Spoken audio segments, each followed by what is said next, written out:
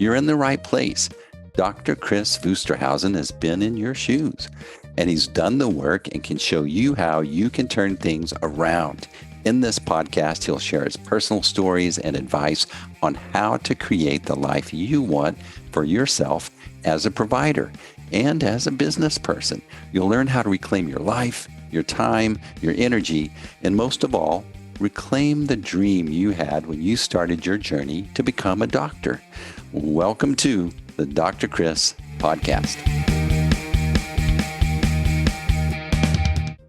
All right, welcome back to Dr. Kris Life Conversations with Dr. Kris. How are you, Dr. Kris? I'm great. Thank you for asking. Hope all is well.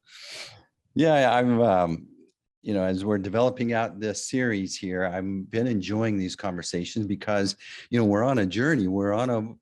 You think about everyone that kind of wakes up and they've wrestled with this conversation in the back of their mind. You need to do something about your health. You're not getting any younger. We have all these messages coming to us, and yet we push it off and we push it off. But then when you think about in your professional life, that happens as well. And we were talking last time about your journey into this proactive medicine world where you're helping clients who want to take ownership to learn about other options that improves their situation, their energy, their health, or the way they're feeling. But also you're helping doctors achieve this. I'm curious about, when I think about a change that I'm going to do, I like to let's figure out 3 things that aren't like these big drastic changes. But if I can start getting some wins in these 3 little areas, they'll make a big difference over time. And it's that way in our professional life as well. So tell us, what are the 3 things that you started to address when you realized the situation I'm in this practice as a provider, insurance first, is not where I want to be? You started to make some changes. You didn't make this big change. You made little changes. So I'd love to know what those 3 changes were. Yeah, and probably I'll kind of talk about what I did and maybe what I would recommend, because there were some failures along the way, of course. But I think the first thing is figure out what you love. Fall in love with something with your job. If I had one of my own criticisms about myself when we did make the changes, we over a couple of years started doing too many things and really kind of got out there into some things that help the patients, but maybe it wasn't my passion or my love. And I think the first thing is go get education and fall in love with something. Figure out what it is that you want to do with your patients, because this can be a very specialized field of medicine. So like we talked about, I think last episode, some of the different educational entities that you can use, AMMG, A4M. Of course, I'm a faculty member and I love SSRP, which is all about peptides and hormones and healthy living. But start getting involved in these organizations. Maybe go to a little bit of everything, spend a little bit of money on this and figure out what it is that maybe you really want to do. Maybe you already know, but I have a feeling you don't, because until you go out and really learn some of these new ways of doing things, you can really, I think with time, find what your passion can be for the rest of your career. So I think that's the first thing any provider, before they're going to try to make the change, you got to get the knowledge. Go out there, get the knowledge, find out what it is that you like, dislike, and maybe do that for a year or 2 and really get that background. And then, so for me, I started that with my own, I think, we've talked about it, my own health journey. And I realized I just didn't have the education that I needed to help myself. My colleagues didn't seem to know what to do to help myself for gaining weight. And even though I worked out and just all my lab parameters were headed in the wrong direction. So that's what caused me to find Synergenics at that time. And that was, and they still do education as well. Really, it's AMMG now. But so I started my journey as a patient / provider with Synergenics, and went down that path and then fell in love with it, worked for them part-time for like a year. And that's kind of how my transition started. But I realized that I liked a few things and disliked a lot of things about their model. So then it was up to me to pick a business model. How do I want this to work? And probably that's the biggest question that I run into with providers, because most of the providers that I run to are already going to educations that are related to functional medicine, because that's where I meet them usually, or conferences. And they always have the same general questions, how do I make the switch? What are some of my options? And, so you're going to have to sit down at some point and find the business model that works for you. Obviously, there's more than one way to skin a cat. So you got to do what feels right to the provider. And then really think about it, talk to other providers, figure out what works for you. And then I think the biggest thing for us, we started our own side business. And so we ran, I was full time at one place and trying to carve out a half a day here, a half a day there to make this other practice work, which probably wasn't the best way to do it. I probably should have made a faster transition. But I think that's where, if you sit down and set a timeline, some financial goals, maybe even as your provider starting to set some revenue to the side, because realizing that my first few months in business, I'm not going to probably make money. I'm probably going to lose money. If you're lucky enough to break even, that's awesome. But, you probably have to look at the reality that there's going to be a few lean months, and how do you survive? And what do I have to exist? That's one of those things that can be really tough, because none of us like to take financial step backs in our life. So really setting a timeline, some goals, and I think then just executing it. So it's getting the education, setting the business model, and really and truly getting a timeline and just really sticking to it. I think are some of the biggest factors that we tried to do. So we picked our business model. We started a practice. The thing that for us was our first year, in our first 5 years, our first year was our best year. The next 4 were actually worse, but it was, I forget the years, but we started right when the economy was great. And then we had that setback, and it really, affected our community.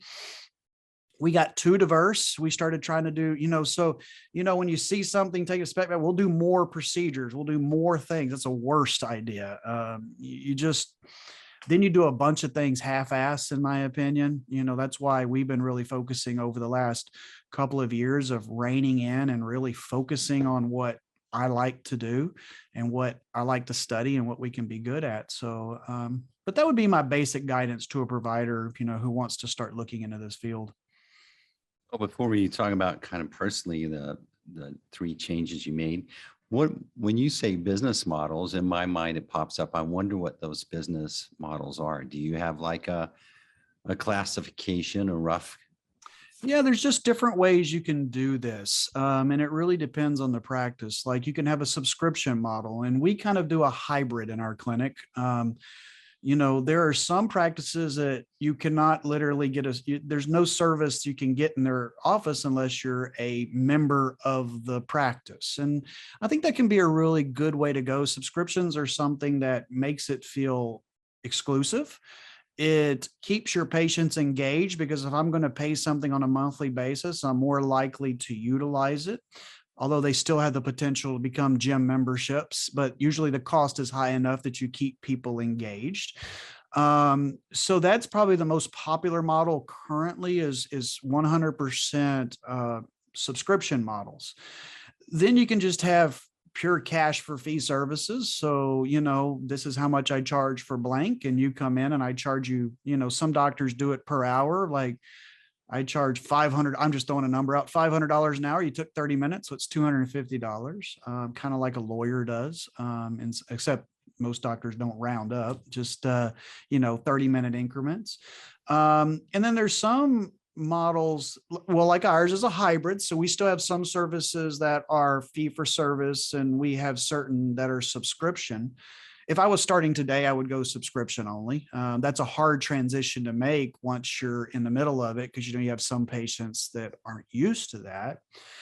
And then you have some that try to do the insurance and the cash pay practice and coexisting in one office. Those are tricky. And I am not a lawyer, and I'll put that disclaimer out there. Talk to your lawyer about it, because if you're taking insurance, specifically Medicare or Medicaid, you have to be very careful in that model, because you're not allowed to charge Medicare, Medicaid patients anything cash if you're accepting Medicare and Medicaid monies. So from my understanding, there's some ways to make that legal. They get kind of hairy, but if it's a practice that, so like for us, we completely opened a separate practice across town, kept those entities very, very separate, different company, everything.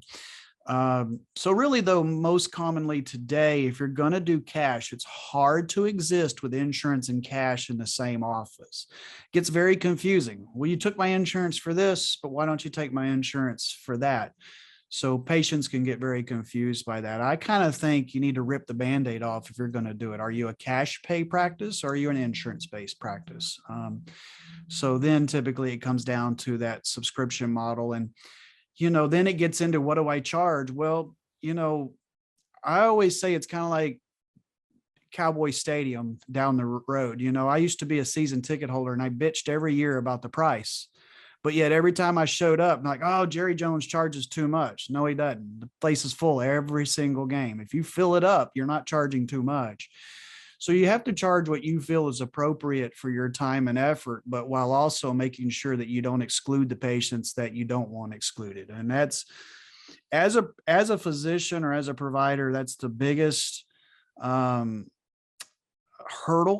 because we want to help and we don't want to exclude people, but then there's a certain amount of money you have to make to keep your doors open. And so that's why I recommend my docs. And I think this would be a good topic real quick.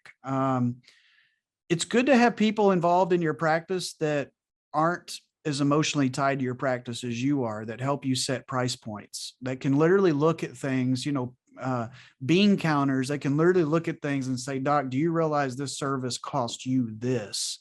So in order to keep this place going and for you to make this salary, you've got to charge this or have this many patients. And, in the beginning, I just pretty much set my own prices, and we're probably still too inexpensive, to be honest with you. It's something, that's why opening a new practice, we can kind of reset prices.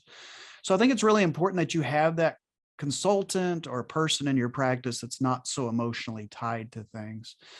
And then, if you feel like, oh my gosh, that price, it's too high, I'm cutting out these patients, some of the different creative things I can do is you can say, what, per month, I'm going to set the number, 3 patients, and I'm only going to charge them this. I'm kind of scholarshiping them in, because I know that they need my help. They can't afford my help, but set that number and stick to that number. I'm just throwing out 3, maybe it's 10, maybe it's 1, I don't know, but set a number and then let your staff maybe help choose who are the candidates for that number.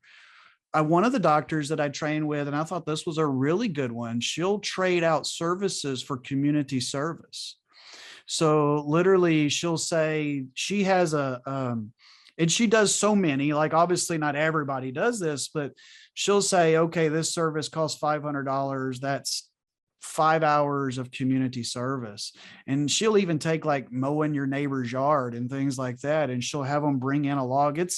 Of course, it's on good faith that they're actually doing what they say. And I thought that was a really creative, cool thing to do as well.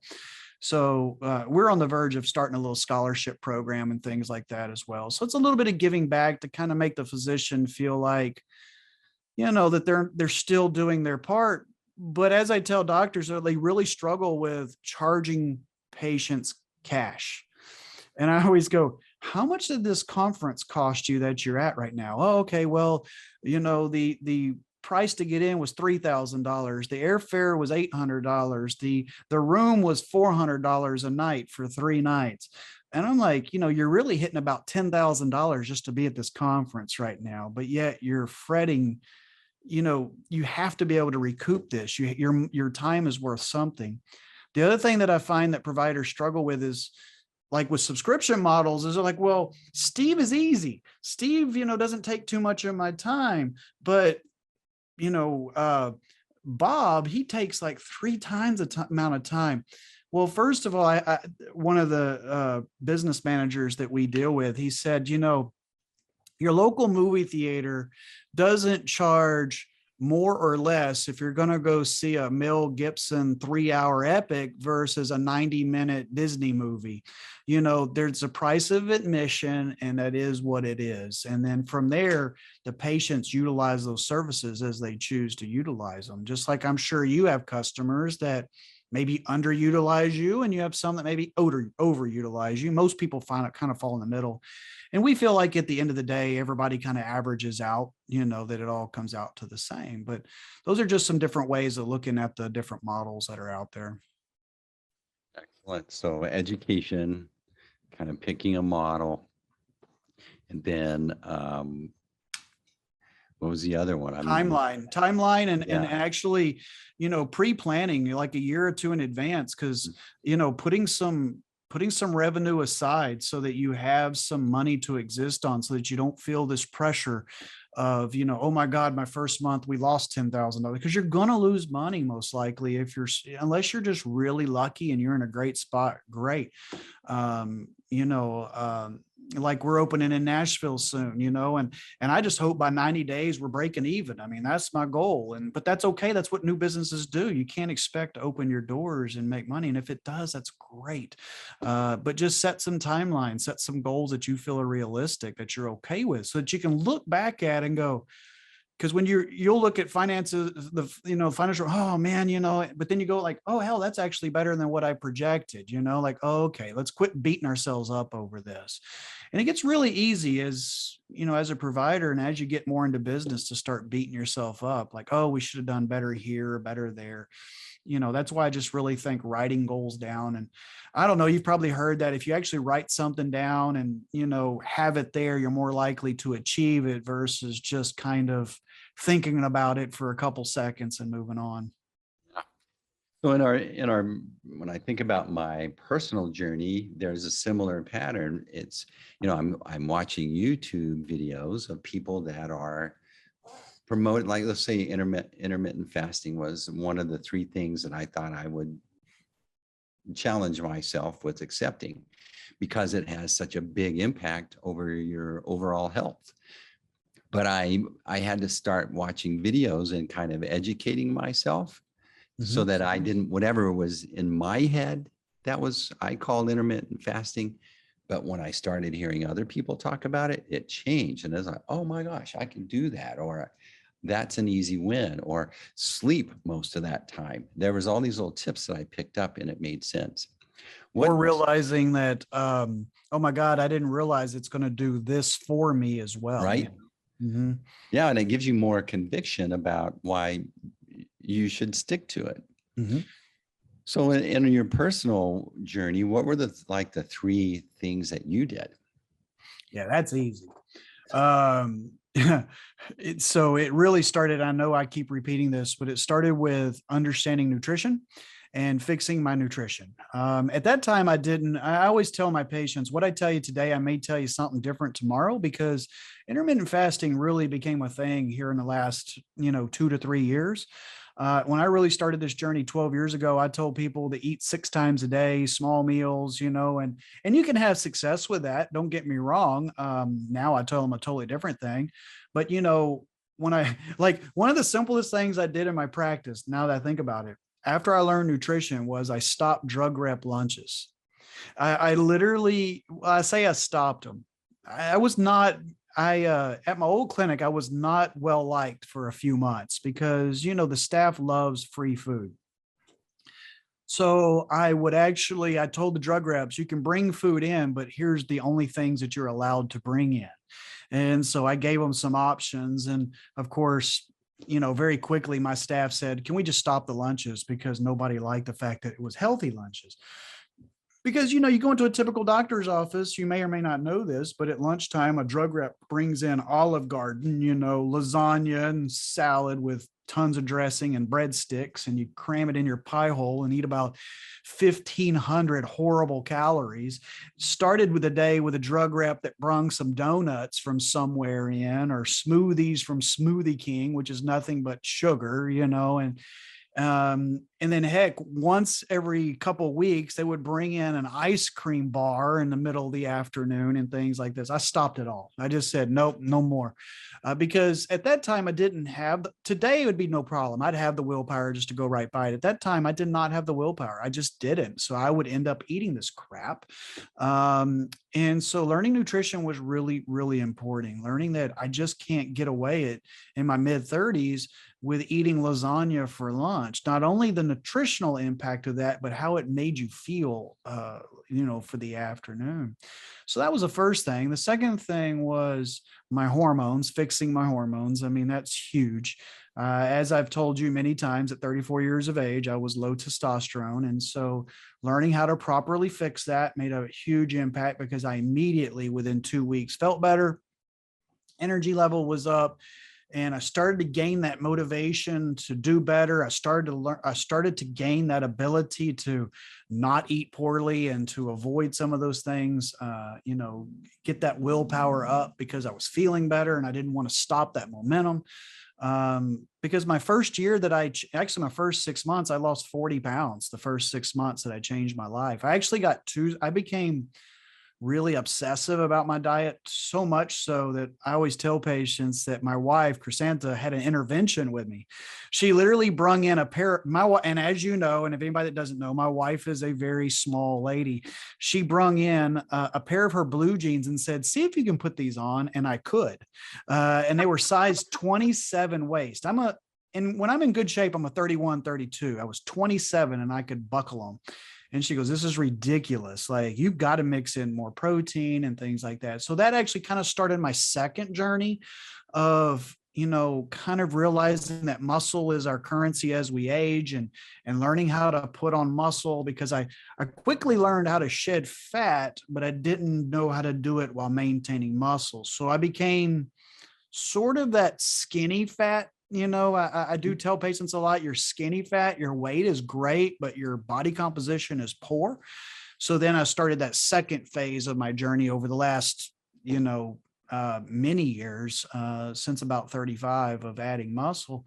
So that brings me into my third part, which was learning how to exercise properly, learning that. So I went to the gym regularly, like a lot of 30-something-year-olds did. And I did the same thing every time. I went and I did a little warm up and I jumped on the treadmill, and I would do anywhere from, depending on how much time, 4 to 6 miles on the treadmill. And I would just run my little tail off, what I thought, at the same speed, at the same incline, pretty much every day. I did that for a long period of time. And guess what? After a few months, a year, nothing happened anymore. And I was still gaining weight despite, I run 5 miles a day, 4 or 5 times a week. What the hell? Well, I needed to be resistance training. I needed to be changing up my routines. I need to be mixing in HIIT workouts for cardio, not, running at the same speed. I don't care what you do. If you go in the gym and lift the same amount of weights, the same exercises every day, you will eventually lose progress.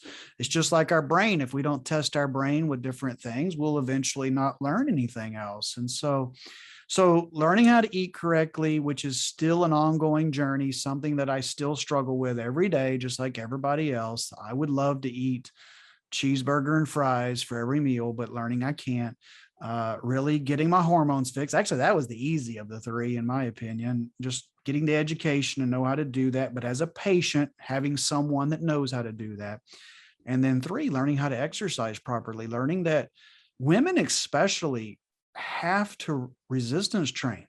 And now, when I say resistance train, I always tell my ladies, look, I'm not asking you to go lift the gym. That's not what we're talking about here. But what is resistance training? It's putting the muscles under resistance, some form of resistance to train. It can be bands. But we have to stress the muscles so that we can grow muscle, so that as we age, we have plenty of muscle, so that we don't become what we call sarcopenic, which is the term for loss of muscle mass. So when you look at, you talked about your parents that are in their 80s, right? And I don't know if this is the case, but when you look at them and if they look frail, many times they're sarcopenic. They're osteoporotic, meaning their bones are weak, and sarcopenic means their muscles are not there. So loss of bone, loss of muscle, sarcopenic, osteopenic, they typically go together.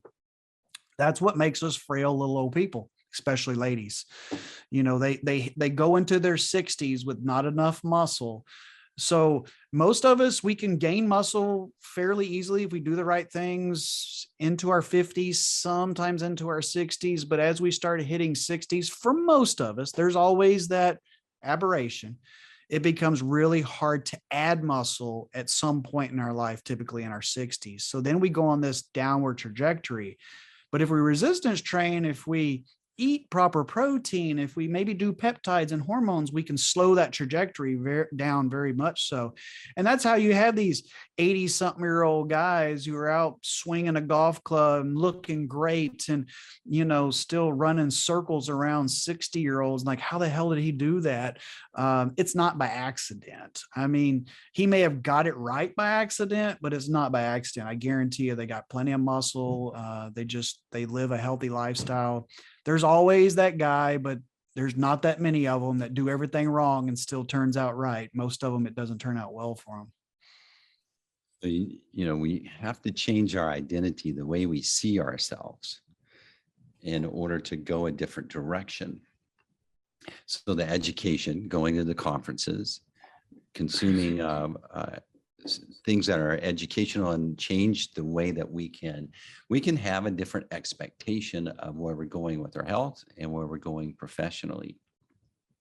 So if a physician is listening and is like to connect with you, you would be able to direct them or do some introductions as far as people they should connect with or organizations, right? Yeah, we can do lots of different things. If it's somebody that just wants to, an ear to listen to them for a few minutes and maybe give them a few pointers. I'm never going to charge for that kind of stuff. And I'm more than happy to listen or just respond by emails or whatever they're comfortable with. Maybe point them in the direction of, what are you thinking? What is it? What is it you're wanting maybe to do with your life, with your career, and maybe just give them some advice. And I always just try to tell providers, I'm just trying to help other providers avoid the pitfalls that we wish someone would have helped us avoid.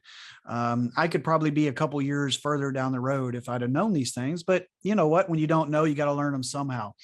So yeah, I mean, we'd be more than happy. They're welcome to email me anytime. That's a great way to start, which is just Dr. Kris with a K at theresearchclinic.com.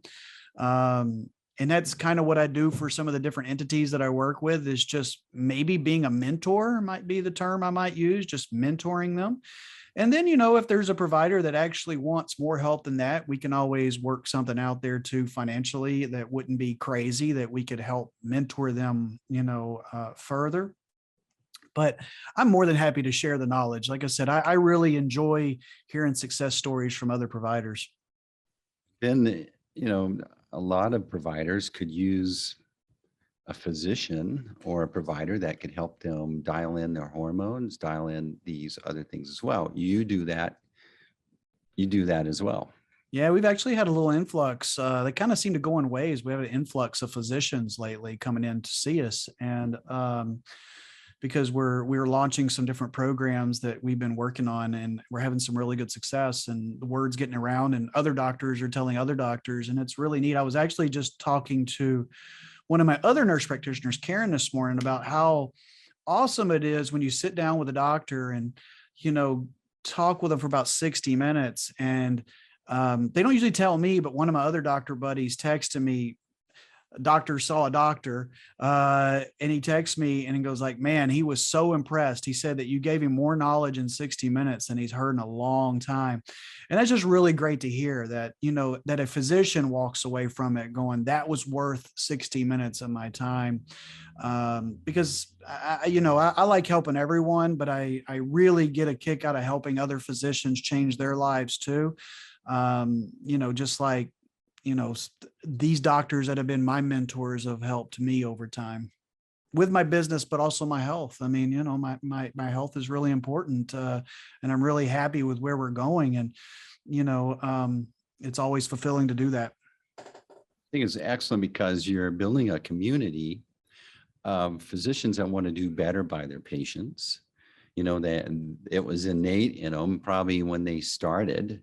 that was like really important to them. And over time, they've been ground down by the environment, the insurance companies, and it's like it's still latent in them. They still want to do that, and that's, you're building a community of folks that are doing it, and naturally they would want to do their health and have that same mindset, that same energy towards their health as well. And I guess there's always a positive too when you see like providers as patients, and you don't, some of these providers, I don't know at all. They just heard about me through other providers, and they walk away and I'm like, oh, cool. He didn't think I was crazy. Because sometimes what we recommend is just not in their wheelhouse. It's not fitting the traditional protocol of medicine. But then again, I always tell myself there's a reason they're here. They've already been told I'm not doing it the same way as everybody else. And they obviously want to hear what I have to say.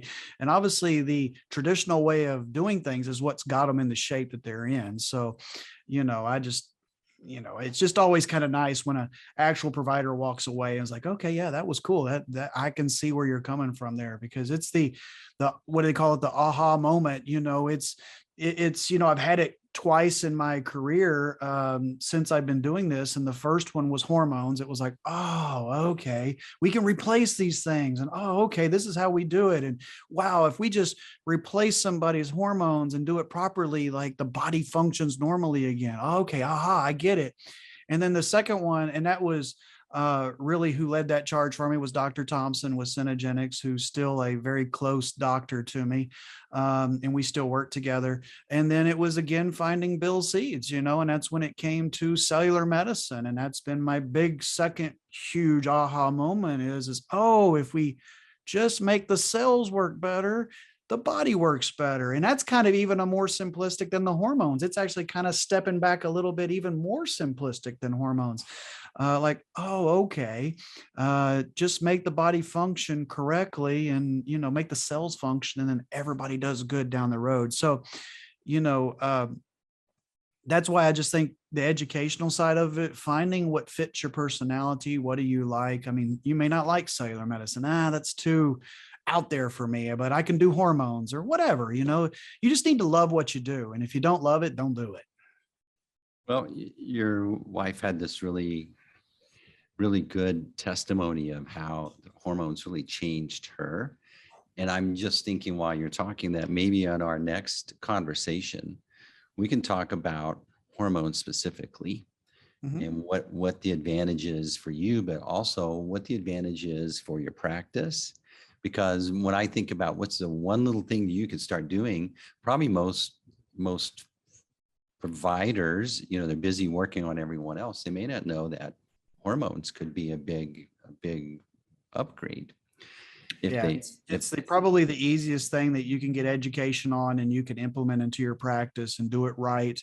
And even though hormone replacement is exploded across America, it's still underserved for the most part across the nation.